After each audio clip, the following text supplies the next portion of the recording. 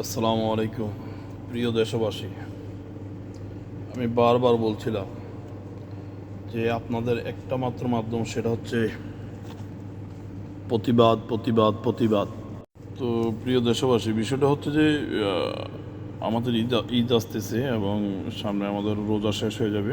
তো আমাদের যে বর্তমান যে সিচুয়েশান, আমরা যে অবস্থান ভিতর দিয়ে যাচ্ছি, যেমন আমরা রোডে ঘাটে বিভিন্ন রকম চিন্তায় দেখতেছি, চাঁদাবাজি দেখতেছি, এবং আমাদের যে আইন শৃঙ্খলার যে অবনতি, আমাদের দেশে যে বিচারের যে অবনতি, এগুলো অত্যন্ত ভয়ানক। সামনের দিনগুলো আরও খারাপ হবে যদি আমাদের আইন শৃঙ্খলা বাহিনী এবং পুলিশ বাহিনী যারা আছেন তারা যদি ঘুষ বাণিজ্য এবং তাদের সৎ চরিত্র যদি তারা সঠিকভাবে কাজ না করে, তাহলে আমাদের অবনতি আরও খারাপ হবে।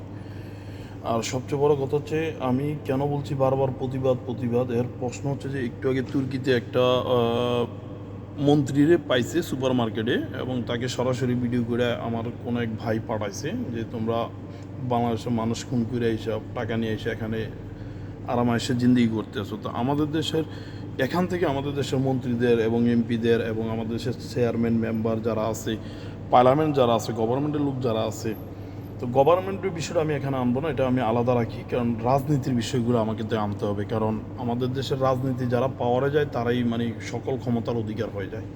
সেই জন্য এই লোকগুলো কিন্তু আপনারা দিন শেষে বুঝতে পারবেন, এখন কিন্তু মোবাইলের যুগ। আপনি একটা অপরাধ করবেন আর এই শাস্তি কিন্তু আপনার প্রজন্ম যতগুলো আছে, আপনার বংশধর যারা আছে সবাই ভোগ করবে। কথা ক্লিয়ার? কেন?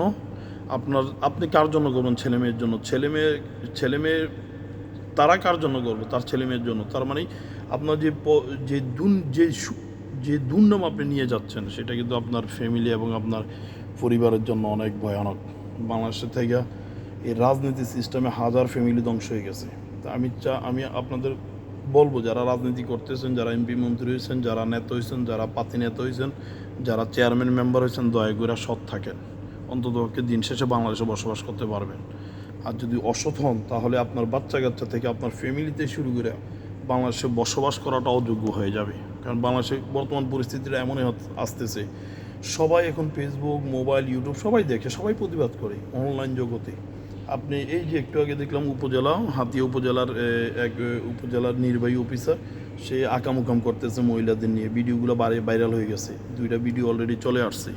তা আপনি সুযোগ নেই এখানে, আপনি বাঁচার কোনো সুযোগ নেই মিডিয়া জগতে।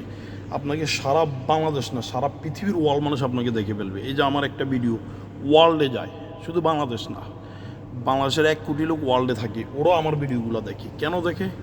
এখান থেকে বুঝতে হবে আপনাকে, আজকে বর্তমান প্রজন্ম মিডিয়ার জমানা, সবাই মিডিয়াতে প্রতিবাদ করবেন। ফেসবুক, ইউটিউব, টিকটক, যতগুলো মিডিয়া প্ল্যাটফর্ম আছে, আপনি সাংবাদিক, আপনি নিউজদাতা, আপনি ক্ষমতাশীল, ইনশাল্লাহ অসৎ লক্ষ্যের জন্য আপনি হয়ে যাবেন দুর্জয়। কথাগুলো মনে রাখবেন, সৎ থাকবেন। আসসালামু আলাইকুম।